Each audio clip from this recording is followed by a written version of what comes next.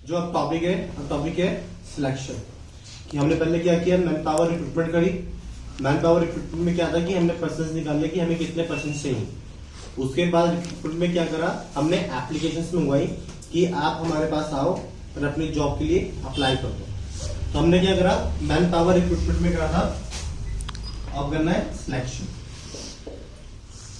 Selection का मतलब क्या है कि जो आपने फर्स्ट स्टेप में 1000 बंदे निकाले और सेकंड स्टेप में जो 5000 एप्लीकेशन आई, आपने उन 5000 में से 1000 को जॉब देनी, ठीक है। तो वो कैसे जॉब देनी है वो चीज में भी करी जाएगी। तो सिलेक्शन का मतलब ये होता है कि आपने right person to right job देनी है, कि जो जॉब आपको देनी है उसके लिए राइट पर्सन चाहिए। कि अगर आपको इलेक्ट्रिशियन की जॉब देनी है तो इलेक्ट्रिशियन होना चाहिए स्किल्स के साथ होना, यानी विदाउट स्किल्स विदाउट एक्सपीरियंस।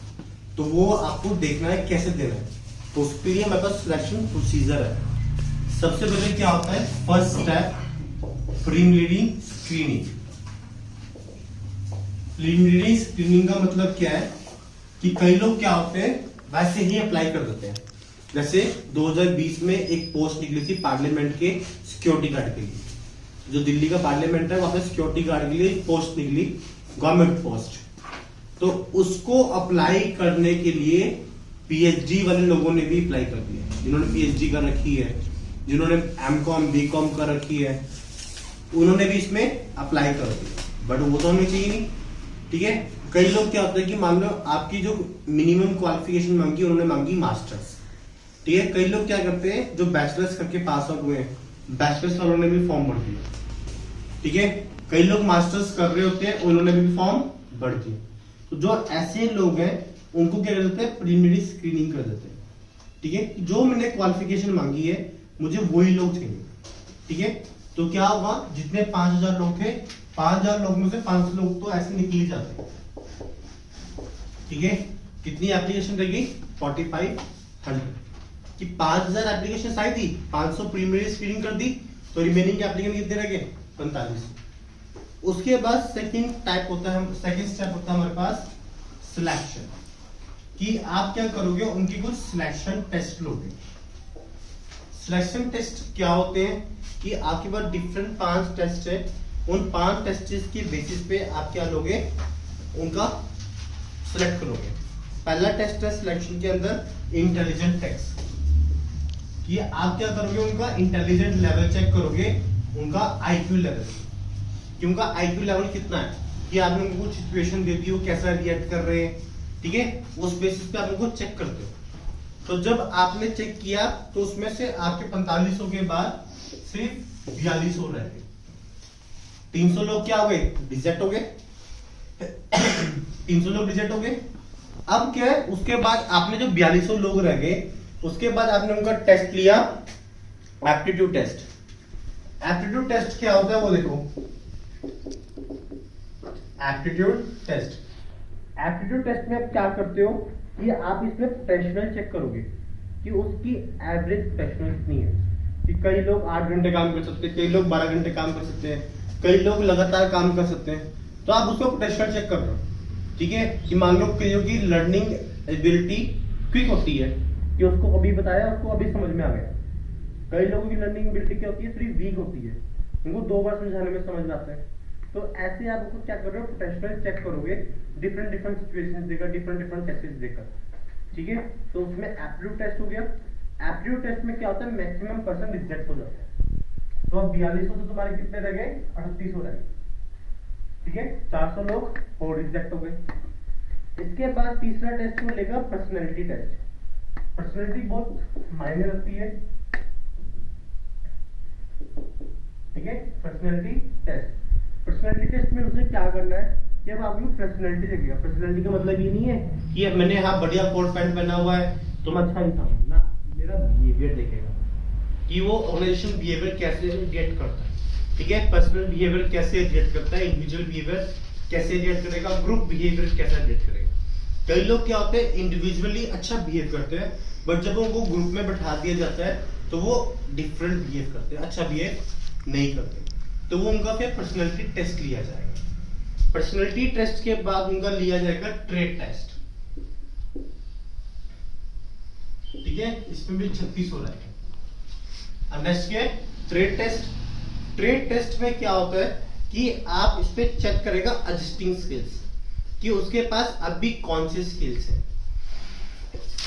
जैसे मान लो जब आप टीचर का इंटरव्यू देने जाते हो तो टीचर से क्या पूछते हैं कि आप बच्चों को कौन से टेक्निक से पढ़ाओगे, स्टूडेंट सेंटर टेक्निक से या टीचर सेंटर टेक्निक से। तो डिफरेंट स्किल्स होती हैं, तो वो स्किल्स आपकी टेस्ट करेगा कि कौन कौन सी स्किल्स आपके पास हैं, कौन कौन सी नहीं है। तो जो स्किल्स उसको रिक्वायर्ड है जॉब के रिकॉर्डिंग, तो उसको तो वो एक्सेप्ट कर लेगा। जो नहीं रिक्वायर्ड उन पर्सन को क्या कर देगा, वो रिजेक्ट कर देगा। उसके बाद क्या होता है, इसमें इंटरेस्ट टेस्ट आता है। इंटरेस्ट टेस्ट, इंटरेस्ट टेस्ट सबसे इंपॉर्टेंट है।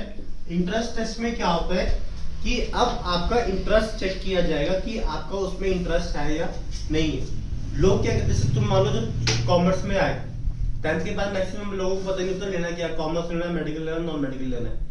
तुम क्या करते हो, दोस्तों के पीछे कॉमर्स में, मेडिकल, नॉन मेडिकल में चले जाते हो, बट तुम्हारा उसमें इंटरेस्ट ही नहीं होता। ठीक है, तो उस केस में क्या होता है, फंस जाते हो।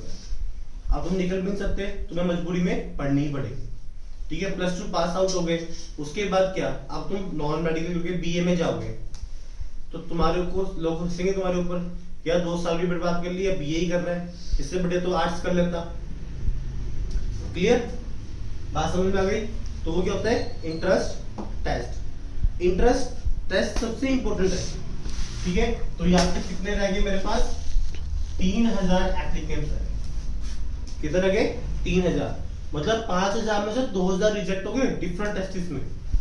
ठीक है, कितने रह गए, 3000 रह गए।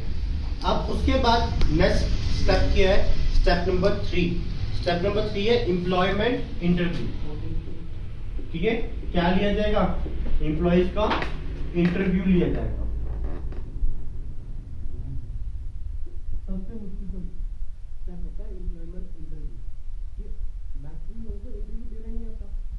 आप इंटरव्यू में गए, टीचर के सामने हर जगह बैठ रहे हो, ठीक है, तो वो बहुत मायने रखता है। वो क्या है, इंटरव्यू लेता है, वो बंदा इंटरव्यू नहीं लेता, वो साथ में 10 बार टेस्ट करता है।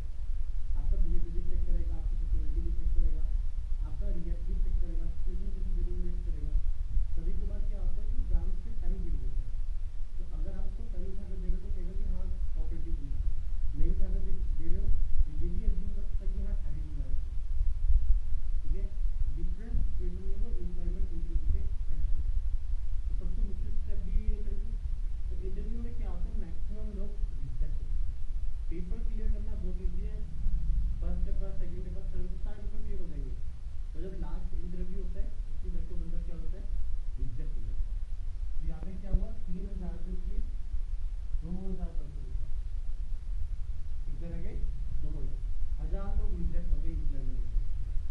ठीक है, स्टेप नंबर 4। स्टेप नंबर 4 क्या है, चेकिंग रेफरेंस एंड बैकग्राउंड। ठीक है, 4 चेकिंग रेफरेंस एंड बैकग्राउंड। क्या चेक करेगा, रेफरेंस और बैकग्राउंड चेक करेंगे। हम क्या करते हैं, रिज्यूम में ना अपने पुराने प्रिंसिपल्स के, पुराने टीचर्स के, पुराने टीचिंग टीचर्स के नंबर डालते हैं कि हाँ मैं इनके पास पढ़ा हूँ, या मेरे पास जो एक्सपीरियंस होता है मैं एक्सपीरियंस का नंबर डाल देता हूँ कि हाँ मैंने इस कॉलेज में पढ़ाया था, तो इस कॉलेज का प्रिंसिपल का नंबर है, आप मेरा एक्सपीरियंस आप उसे चेक करेंगे। ठीक है, उसमें अगर उनका जो एक्सपीरियंस चेक करने को लगे आपका नंबर डायल नहीं हुआ, नंबर मिसमैच है, और सामने वाले ने गलत रिपोर्ट दे दी आपकी, तो उस केस में क्या हो जाएगा, आप डिस्क्वालीफाई हो जाएंगे। ठीक है, आपको जॉब नहीं मिलेगी। तो इस केस में बहुत कम लोग होते हैं जो रिजेक्ट होते हैं। ठीक है, कितने रह गए, 19। उसके बाद स्टेप नंबर 5 जिसको हम बोलते हैं सिलेक्शन डिसीजन। नंबर है सिलेक्शन डिसीजन।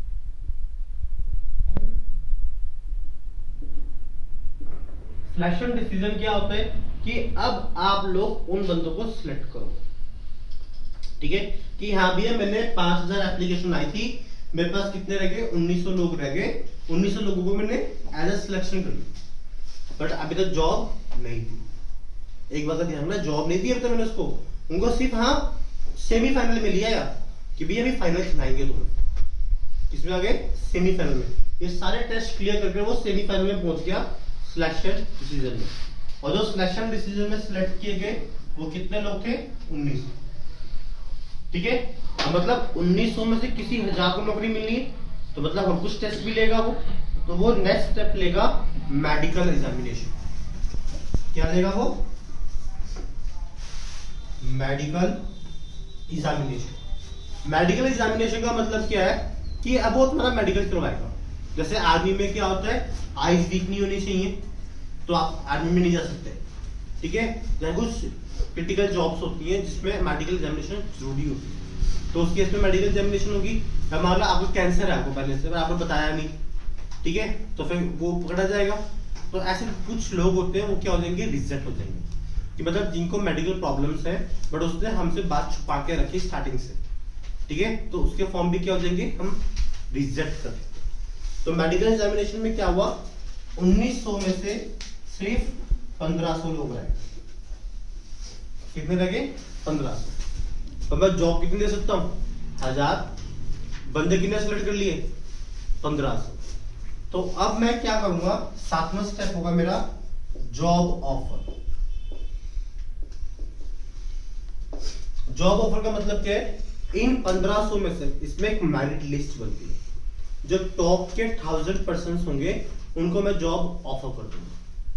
ठीक है, 1000 लोगों को जॉब दे दी, अब 500 लोग बोलेंगे यार हमने इतनी सारी टेस्ट पास करे, मैं लास्ट तक आया, मुझको जॉब भी नहीं दी। ठीक है, तो हम उनको क्या बोलते हैं, इन केस फ्यूचर में कभी भी हमारे पास डिस्पेंसेस आती हैं तो हम तुम्हें एज इट इज रख लेंगे, हम तुम्हारा टेस्ट नहीं लेंगे उस टाइम, हम तुम्हें उन 500 बंदों को एज इट इज रख लेंगे, बाकी जॉबों के लिए टेस्ट लेंगे। ठीक है, तो फर्स्ट 1000 लोगों को जॉब ऑफर कर दी। और last step number 8, contract of employment. ठीक है, जिन 1000 लोगों को आपने जॉब ऑफर कर दी उनके साथ अब क्या बना लोगे, अब एक कॉन्ट्रैक्ट बना लोगे कि भैया ये तेरी सैलरी होगी, ये तेरा टाइमिंग है, ये आपका टाइम पीरियड है, ऐसे ऐसे कंडीशंस है, अगर आप ऐसा करोगे तो मैं आपको जॉब से निकाल सकता हूँ। मतलब A to Z बात उसमें लिखी होगी। तो ये क्या है, ये हमारा है सिलेक्शन प्रोसेस।